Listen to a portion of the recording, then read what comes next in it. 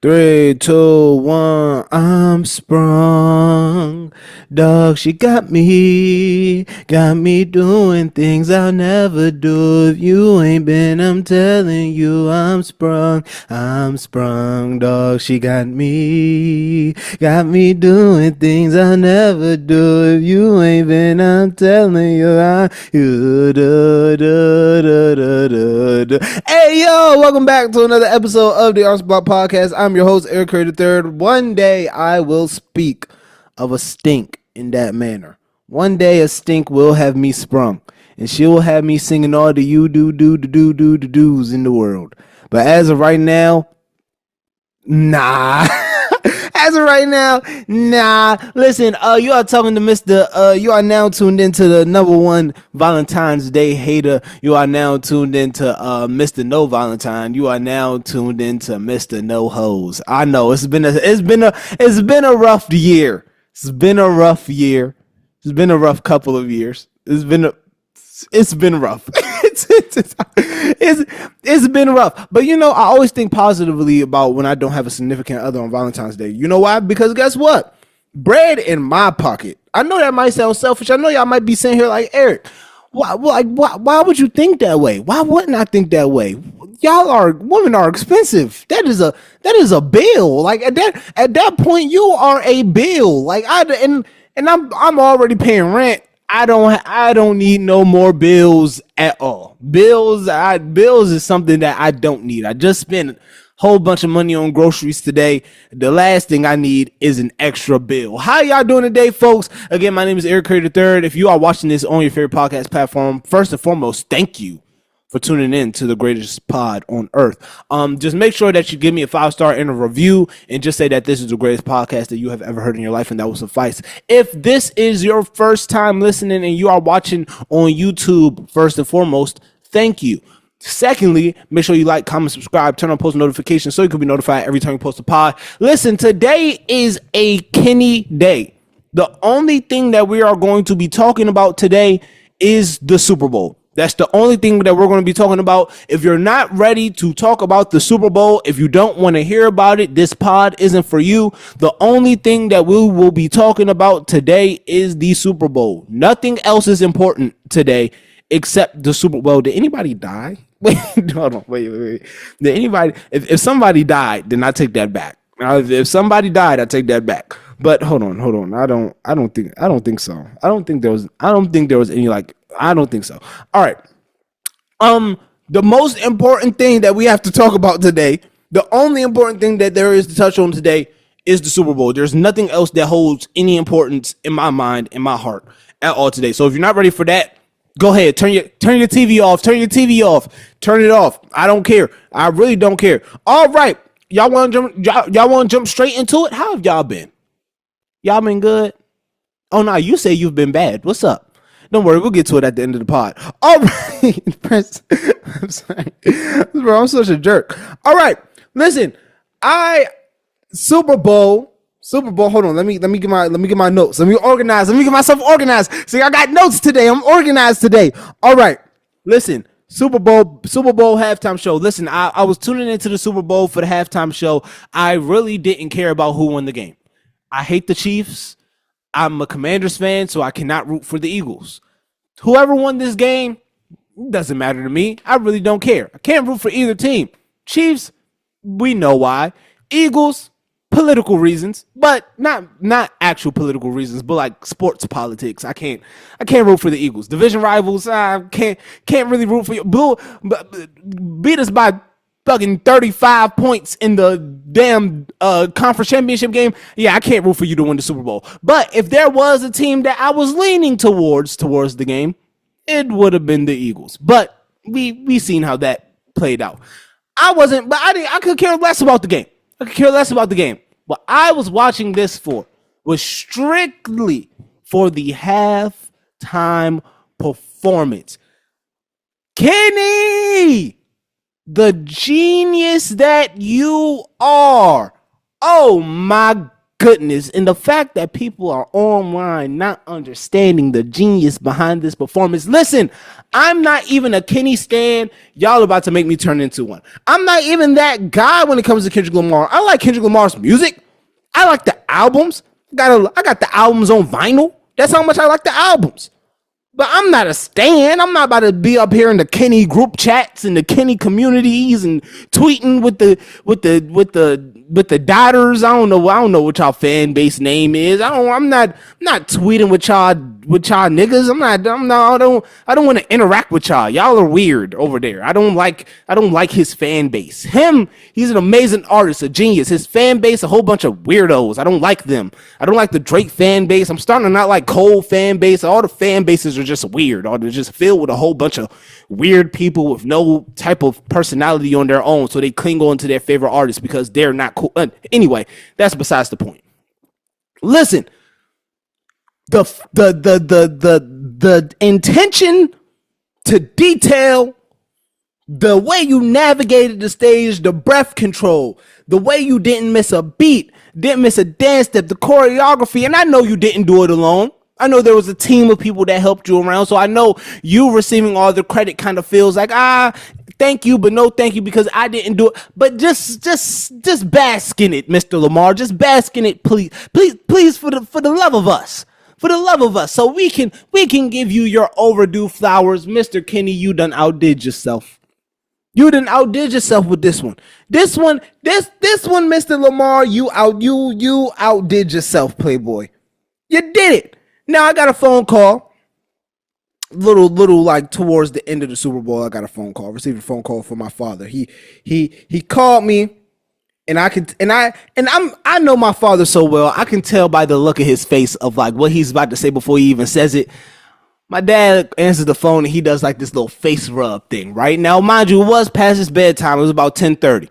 It was 10:30. It was past his bedtime. I was bright-eyed, bushy-tailed. I was writing an essay when he called. Bright-eyed, bushy-tailed. I had nothing else going on.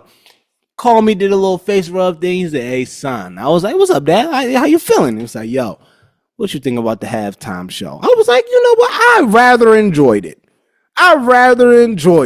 You know what he said? Trash. He said trash. I was like, "No, not you too, Dad. You're not one of them." He said it was trash. Listen, I almost lost a father that day, y'all. I was this close. I'm not gonna lie. I almost blocked him and disowned him, but I forgot who pays the phone bill. I almost blocked and disowned my father, but I forgot who paid the phone bill. So I had to remember who paid my phone bill, and I was like, you know what? I can't do that, Eric. You can't do that. You need your phone. You have to remember who pays the phone bill. So I listened to him.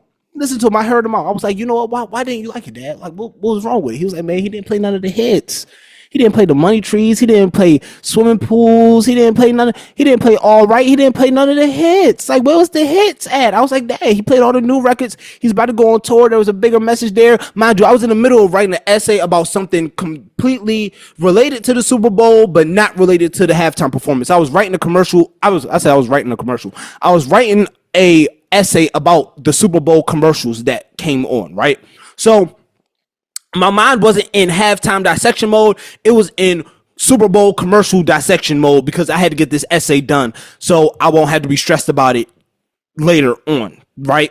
So I was getting the essay done. I was like, you know what? I was like, nah, he was about to go on tour with SZA. He's giving us a piece of what we're going to get on the tour. Blah, blah, blah, blah. I think the messaging was good. The little bit of messaging that I caught at the time, the little bit of messages, just a little pinch of political messaging that I caught at the time. We're going to get into that a little later. I was like, Dad, what, how do you like it? He was like, nah, man, it just wasn't it. He said, when you go on a Super Bowl stage, you're supposed to do Super Bowl stuff.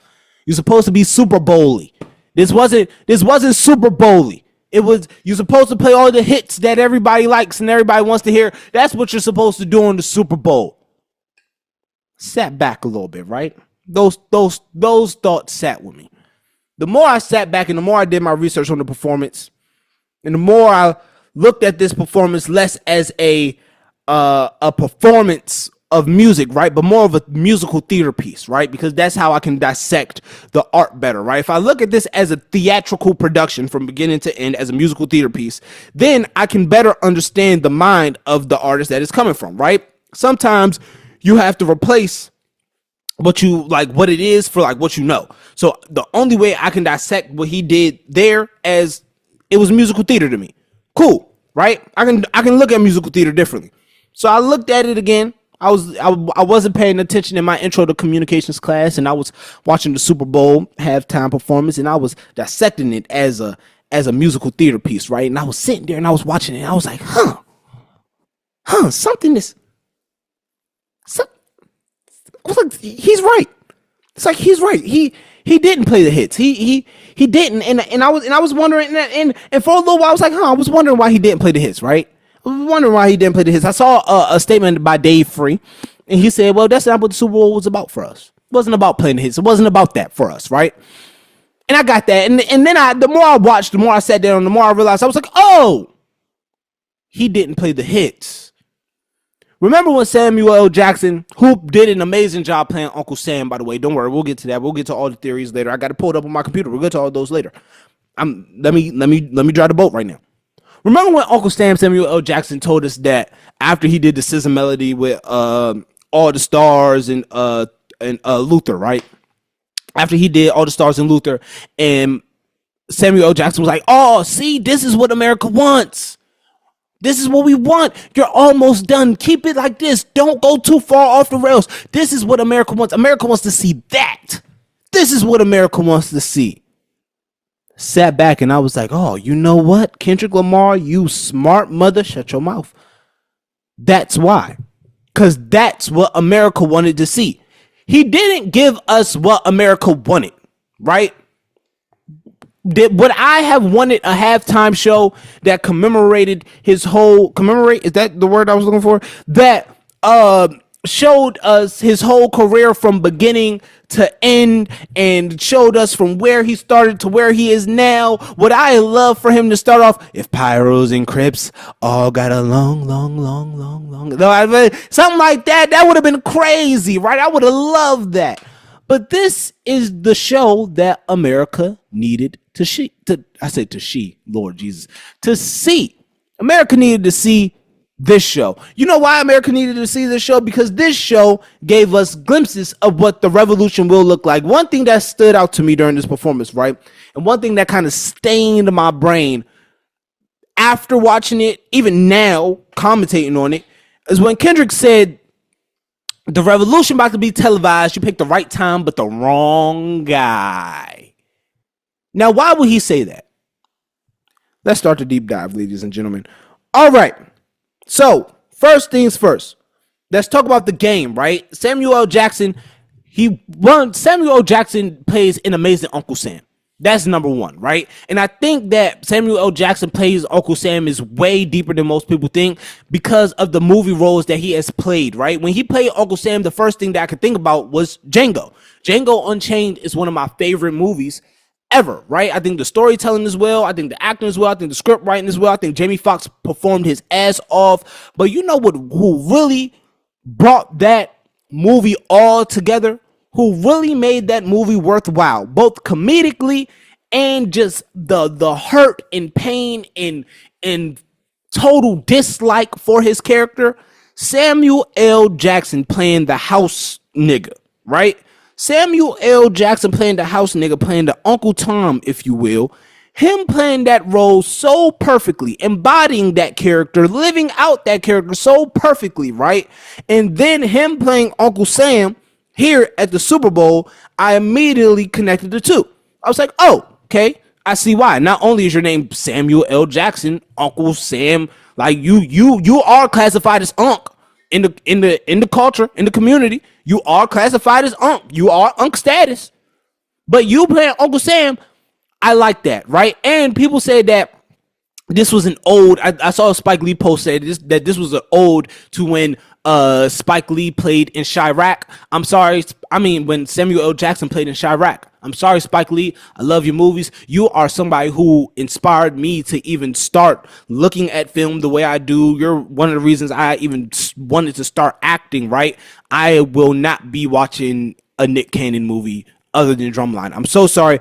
I will not be able to do it. I just can't make myself Nick Cannon starring in the movie. Nick Cannon rapping. I'm sorry. Anything other than Wildin' Out, if it has starring Nick Cannon, maybe The Masked Singer, I don't know. I just can't tune into Chirac. I'm sorry.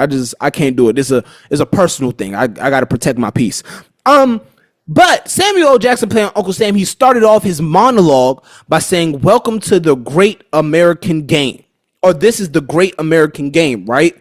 Now, football, hence being at the Super Bowl, football is America's game. It's America's sport. It's the biggest sport in America, right? This Super Bowl was the biggest Super Bowl ever watched, with 136 million viewers at one time. I think this is the biggest American sports broadcast of all time. Probably, maybe, I don't know. I probably just made that up, but I don't think that would be too far-fetched. Now, not only did Samuel L. Jackson say, "Welcome to the Great American Game," if you look at the stage setup, it's set up as a tic-tac-toe board, right? But not only is the staging set up as a tic-tac-toe board, the staging is also set up as a PS4 or a PlayStation controller. It has the square in the top left corner, has the triangle in the top right corner, it has the circle in the bottom right corner, has the X in the bottom left corner, right? So it's set up like a tic-tac-toe board, but also it is set up like a controller. And if you look in the stands, at the very beginning of the show, it looks like the game is loading. It has these numbers going up. It's like 10, 20, 30, 40, 50, 60, 70, 80. And it's like the game is loading up for Sam Jackson to come on and say, "This is the Great American Game." But no, it gets deeper than that, right, ladies and gentlemen? It just isn't that. You think Kendrick Lamar is going to keep it that surface level? No. The Great American Game, referencing the game that America has been playing on us. And this isn't a long shot, ladies and gentlemen. This isn't a reach. I'm not one of the Kendrick conspiracy theorists. I'm not one of them guys. But it was so blatant and obvious to me as he was saying these things that I couldn't help but just feel what they were trying to convey in the moment, right? This is the Great American Game. The game America has been playing on us for so long. In this article that I'm reading by The Root, it says, according to reports from Wired, each performance spaced wrong person. This references the game that is literally being played on the field, but also the games America plays with its citizens, capitalism, politics, prison, etc. Going on to the next thing, right? Again, I already touched on this. Uncle Sam, Samuel L. Jackson, he did a great job in being what Kendrick Lamar isn't, right? How America, it's almost like Kendrick knew how America was going to view this performance, and be like, we wanted this, we wanted that, we want to keep it cutesy, right? Or like, hey, make sure you don't blacken it up. Make sure you keep this nice and entertaining. Make sure you tap dance and we gonna be all right. Make sure you do all of those. Don't get too rowdy. Don't get too loud. Don't get too ghetto. We're also gonna get there soon. And as he was saying this, right, as he was doing this monologue, I can easily see like, oh, this is a story between two contrasting sides, right? Kendrick being as pro-black as he is, and him in his Apple Music interview saying that he is so black, he can't fake the funk even if he tried to. He can't fake the funk. That's how pro-black, that's how forward-moving black that he is. He can't fake the funk. It's embedded in him, right? So you asking him to do something that is not embedded in him, hence Uncle Sam, America, asking us to be people and conform to the game that they are trying to play on us. And we are being asked to, us as black people, we are being asked to take the back burner and, hey, play this game, be cutesy, just when I move, you move, and we'll be okay, right? Going to the next thing, by the way, Samuel L. Jackson is a genius, by the way, when it comes to character development, and when it comes to if you're not an acting person, but if you are, like, even if you're not an acting person, if you are an acting person, I would suggest doing a deep dive in Sam Jackson movies. He has like 100 of them, but like the way he develops characters and work characters, I've never seen a Samuel L. Jackson role that was bad. Like, Samuel L. Jackson is a literal genius when it comes to acting.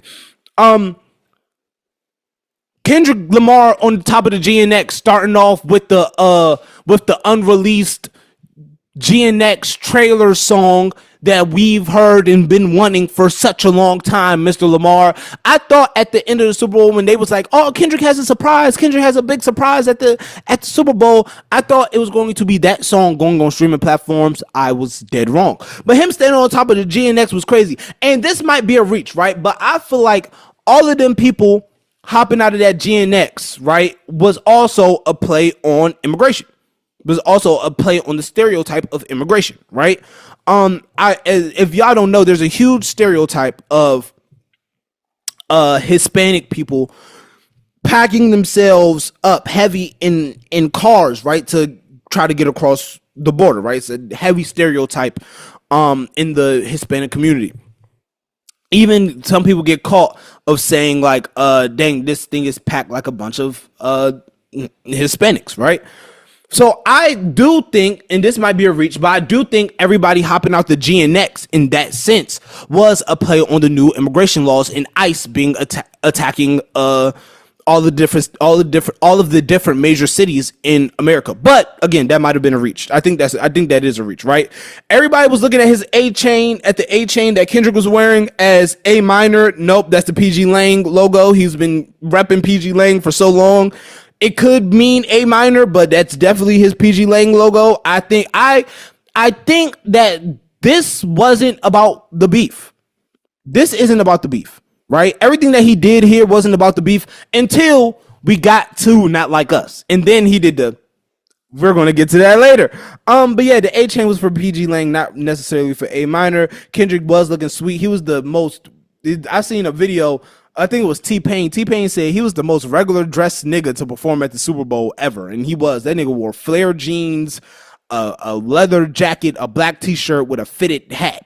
Right? That nigga was the most regular dressed. And guess what? I wore my flare blue jeans on Monday out of respect to honor the boy.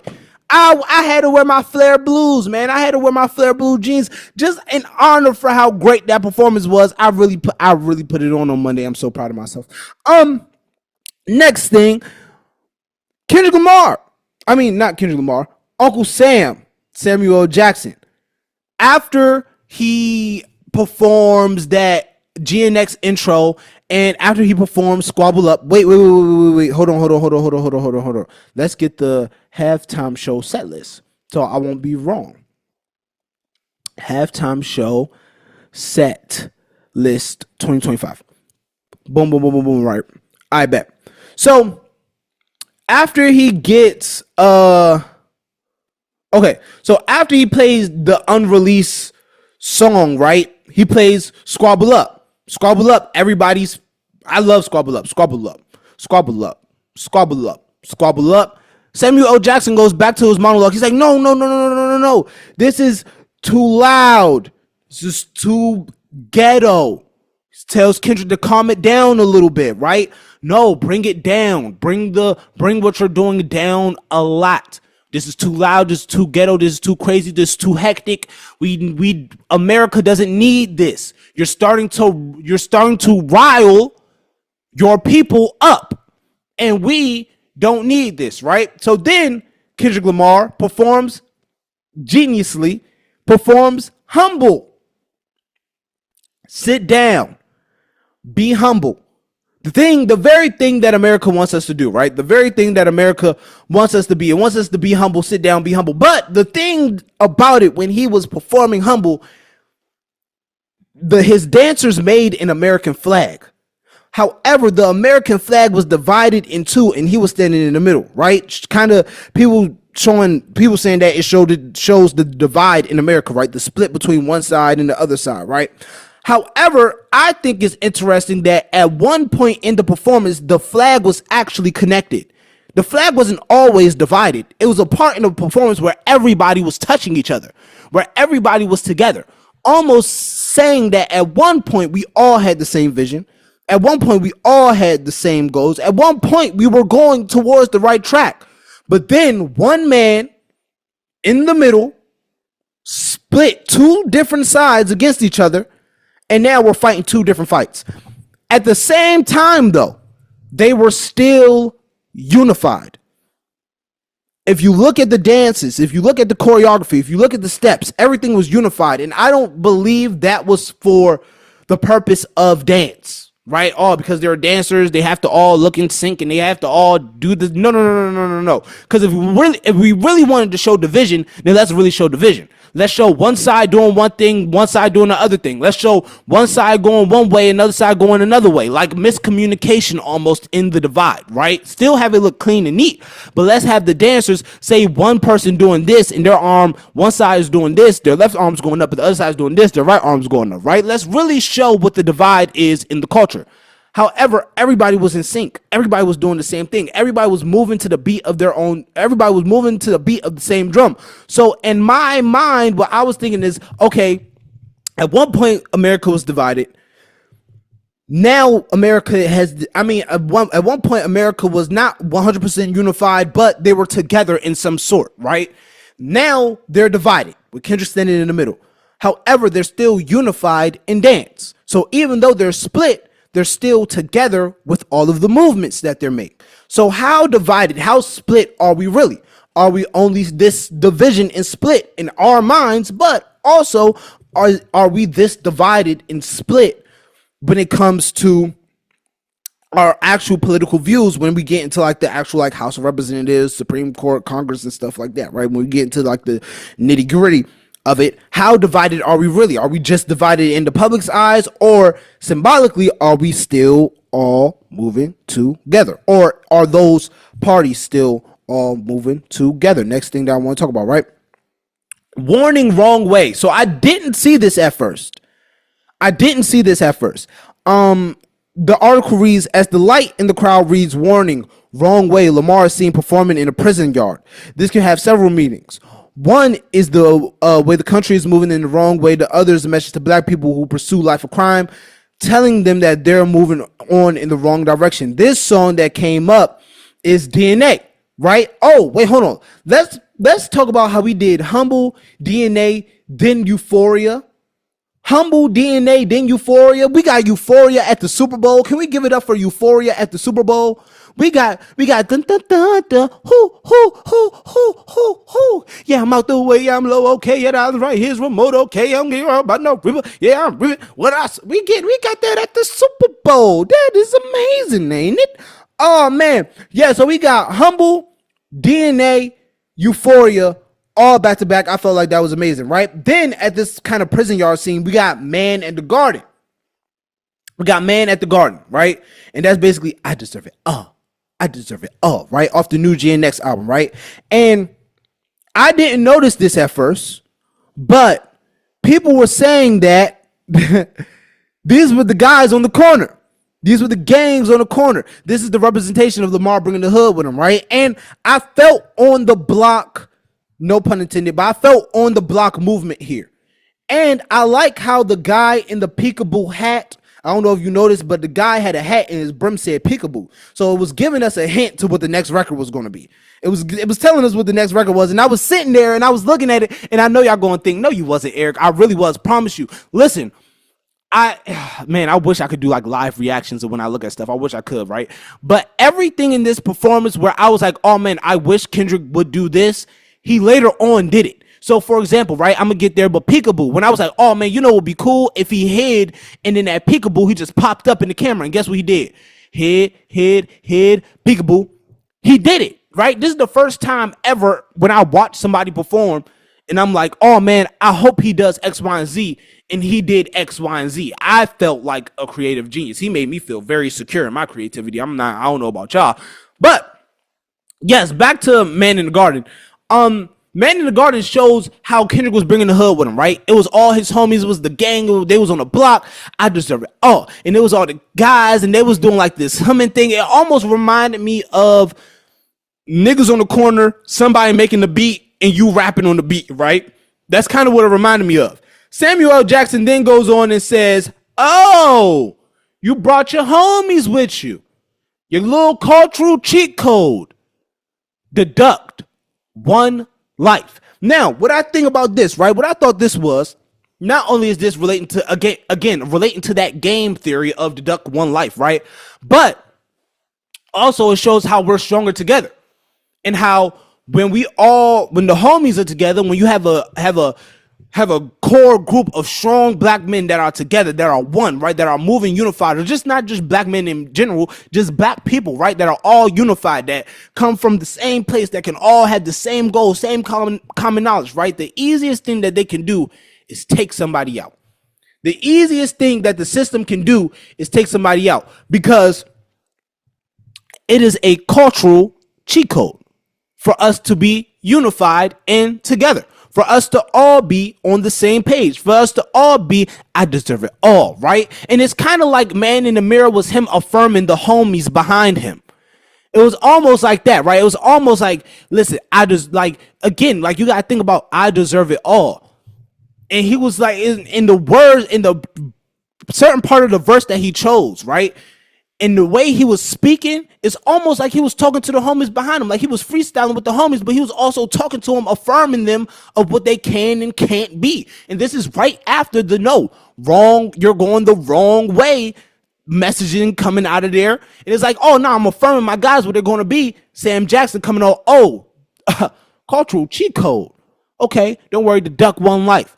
Like, oh, don't worry, we're going to take one of your guys. So now you're going to mourn. Now you're going to grieve. Now you're going to want to kill whoever killed your man, or take whoever's life that took away your man, right? We're going to flood your community with all of these things to make you guys weaker, to eventually kill you guys off. Next thing I want to talk about, the amazing Peekaboo performance. There's not too much to say about this, but Peekaboo.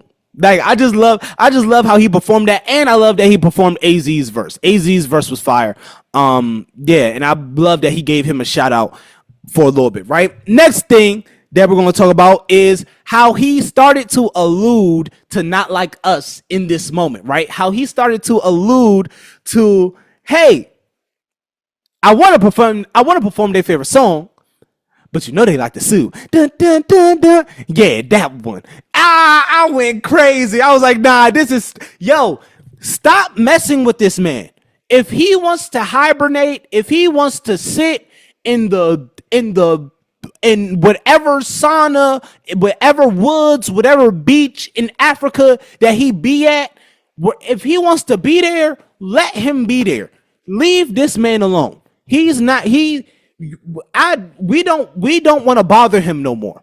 We don't want to bother him. He's not the one to bother. He's the one to, hey, everybody else, cool, him, leave him alone. People have been circulating old pictures of Kendrick Lamar, and I've been seeing these old pictures. I was like, leave this little badass nigga, leave him alone. Leave him alone. Leave him alone. He's crazy. He's not right. He is not right up here. There's something wrong. Like, literally, there are screws missing up here. Leave him alone. And it doesn't make it better that he openly talked about how y'all are trying to sue that man, how y'all are trying to sue UMG, trying to make him potentially trying to make him not perform the song at the Super Bowl, like he's going to listen to you. Have we not learned from this beef that if there's anybody in the world that doesn't care about anything that goes on, it is Mr. Kendrick Lamar Duckworth. He can care less. He can care less about how you feel. He can care less about your lawsuits. He can care less about your lawyers. He can care less about what you do, and do not ask him. That is literally what this whole performance is about, by the way. Him caring less about what America wants and showing what the culture needs. It's like when Kendrick says he's what the culture is feeling, he's not lying, because he always provides what the culture needs at that moment, right? He's a cultural need provider, which is a crazy thing to say. I feel like I'm dick eating. That's crazy. Next thing to say. Next thing. Listen. So then he goes through his like whole SZA medley, and he goes through his whole SZA thing, and they do their performance, which was amazing. SZA sounded amazing. She looked amazing. I can't wait for their tour. I won't be able to go. Them tickets too expensive. But if anybody wants to bless me with them Kendrick Lamar tickets, I will for surely 100% take on the blessing. So yeah. That was great. Samuel L. Jackson, like I said earlier, came back. He was like, see, this is what America wants. They want all the stars. They want the we gonna be all right. They want the if Pyrus and Crips all got along. They want all of those songs, right? They want all of the nice songs, right? All of the songs that will keep you contained. That's not gonna start a riot. That's not gonna start controversy. All the songs that's gonna keep you distracted, right? They want all of that, right? They don't want the dun dun dun dun dun dun dun. Ho. Here's what he says, right? This is a moment that I loved in this part of the show. 40 acres in a mule. This is bigger than the music. What? 40 acres in a mule. 40 acres in a mule. This is bigger than the music. He's literally telling us, listen, 40 acres in a mule. This is bigger than the music. This isn't about the music. He's literally telling us this isn't about the music. This is about getting what we deserve. This is about this is about holding these people accountable to what they told our ancestors way, way back in the day. This is what this is about. This isn't about the music. This isn't about no beef. This isn't about none of that. That's all just an avenue to push what I'm trying to say is wake up and look at what they've been telling our ancestors. Look at what they're telling you now. There is no difference. Let's all have this common ground. The revolution about to be televised. You picked the right time, but the wrong guy. The reason he said this is because he is not going to comply. He's not going to comply to what America wants. He's not going to comply to industry standards of what the industry wants. He's not going to comply to what white America wants. Frankly, to all you folks that are in white America complaining about this halftime show, saying that it was bad, saying that it was boring, saying that y'all don't want this ghetto-ish at the Super Bowl, quite frankly, none of us care because this wasn't for y'all. Black people, the NFL is 70% black. We had to sit through Red Hot Chili Peppers. We had to sit through U2. We had to sit through all these white bands for however many years. Let us have this. God damn. Let us have this. We had to sit through. Who else we had to sit through? We had to sit through a whole bunch of white folks for white rock bands for a whole bunch of years. And now it's the problem. Now it's a problem. It wasn't a problem when Red Hot was playing. Now it's a problem. I hate niggas. Anyway, he ends up playing Not Like Us, obviously, and everybody's speculation was, is he going to say his name? Is Kendrick going to say Drake's name? Is Kendrick going to say Drake's name? Is Kendrick going to say Drake's name? Not only did Kendrick say Drake's name, when Kendrick said Drake's name, he panned straight into the camera. He looked dead into the camera, and he gave the camera a smile. Say Drake. He's toying with that boy at this point. He's trolling. And then for that whole rest of the verse, he looks dead at the camera. He didn't look nowhere else except the camera it was like he was right ever when he said, say Drake, I hear you like I'm young. You better not ever go to cell block 1. He looked at the camera the whole time. He was rapping dead to him. Like, keep playing if you want to. Keep playing if you want to. Because you taking it down, I'm taking it further. It's something you don't want to do. Then, to pour salt on the wound, to add insult to injury, guess who he had crip walking with him? Serena goddamn Williams. Serena Williams. Now, if y'all don't get the lore for that, Serena in 20-something, what year was that she got? Serena got in trouble at the Olympics during some year, I forget, 2012, I think, was it 2012 Olympics, where she won gold at the Olympics and she started crip walking. The media went crazy. They was bashing her. Oh, Serena, this is unprofessional. This is very hood. This is very ghetto. This is very that, right? Basically, all the things Uncle Samuel L. Jackson, was saying during the Super Bowl. This is too black. This is too ghetto. This is too this. This is too rowdy. Tighten up. Do you know how to play the game, Mr. Lamar? I forgot that that Samuel L. Jackson said that. He asked Kendrick, do you know how to play the game? Do you know how to play this game? Do you know how to confide? And do you know how to stay in the restrictions of what we are telling you and how we want you to be? Do you know how to stay controlled? That is what they are saying. And what a way to break out of that mode better than have Serena Williams, a lady who was criticized heavily for crip walking, during the Olympics, right? Saying that she was doing something gang related, saying that she was gang affiliated, calling her everything but a woman of God, saying all of these things about Serena Williams. She looked great, by the way. Serena, you look great. Serena, I know you're married. I know you're married, Serena, but Serena, you look healthy. Serena, you look healthy. You look healthy, Serena. I just want to say that you look healthy.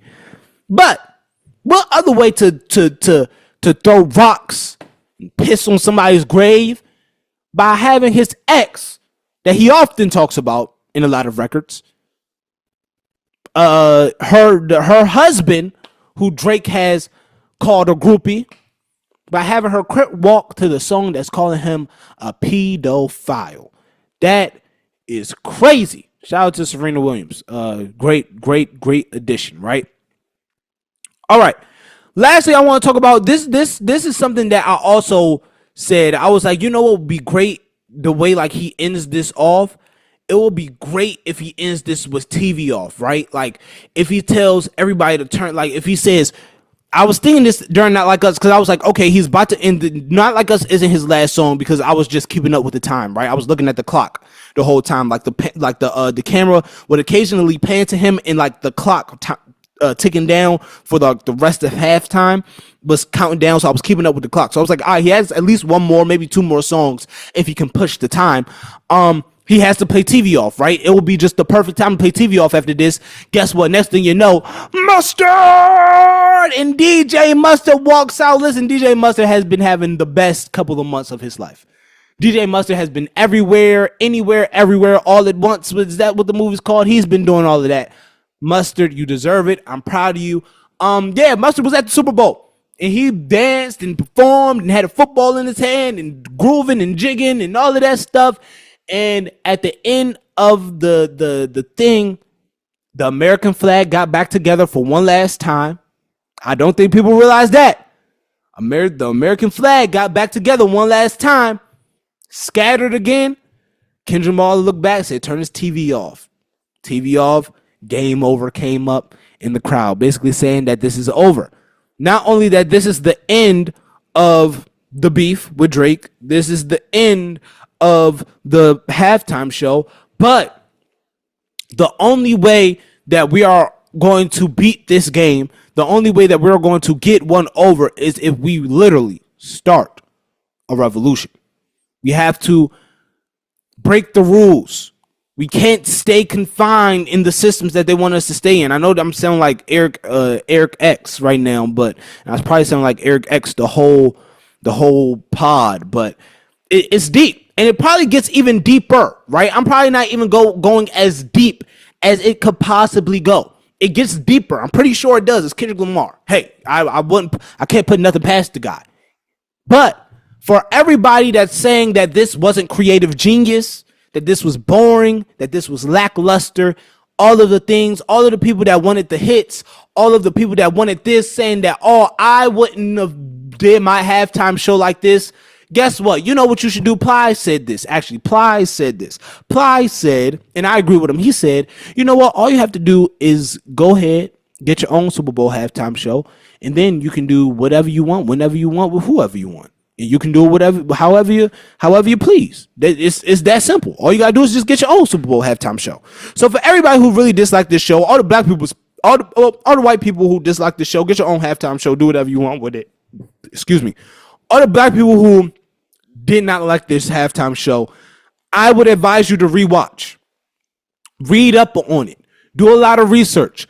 Don't let a lot of these things slip over your head. Don't let a lot of the message in here slip over your head. Now, there's also going to be a lot of people saying here, well, that wasn't the right time to do that. You're at the Super Bowl. This is the biggest stage on earth. This isn't the right time to make a political message. Well, when is the right time is my question. When is the right time? When is the right time other than the time where you are in front of all of America to make a political statement? I don't know if you guys followed the trend of what the commercials of the Super Bowl was saying, but all of the commercials had something political to do with them. The majority of the commercials had something political to do with them, had a lot of political talk in regards to them. A lot of the commercials had something to do with Like the commercials that I talked about in my essay was the women's So Win commercial by Nike, the So Win campaign by Nike with all the women that signed to Nike, and also the breast cancer awareness commercial, right? That came shortly after that. All of these messages that were bringing were political. Canada had a commercial, not promoting Canada, not saying come to the city, but saying, hey, America and Canada need to stick together or things are going to get sticky. So y'all better get y'all boy. Y'all better get y'all boy or things will get sticky for y'all. So what better time was there than for a big political outbreak, a big political message for the masses to see? I don't think there was one. Thank y'all so much for tuning into another episode of the Arts Block Podcast. Before we get out of here, I will give y'all my dead or alive. If this is your first time watching the Arts Block Podcast, hello. If this is your last time watching the podcast, goodbye. But the Arts Block Podcast is basically a podcast where, or dead or alive is a segment on the podcast where me or the artist gets to choose artists that we would like to work with that is dead or alive. We can choose one artist. We can choose 100 artists. This is my pod. I'm going to do whatever I want. Kendrick Lamar. That's it. That's Kendrick Lamar. Thank y'all so much for tuning into another episode of Arts Block Podcast. I'm your host, Eric Curry III. You can follow me on Instagram at Eric Curry III. You can follow the podcast at Arts Block Podcast. You can, if you are listening to this on your favorite podcast platform, please give me a 5-star and a review. If you are listening to this on YouTube, make sure you like, comment, subscribe, turn on post notifications so you can be notified every time we post a podcast. Remember that artists never die. Remember that God loves you. I love you. Do something that you love every single day. Do it with meaning, do it with purpose, do it with passion, do it love, and do it well. I never have a consistent way of saying that outro. It just happens.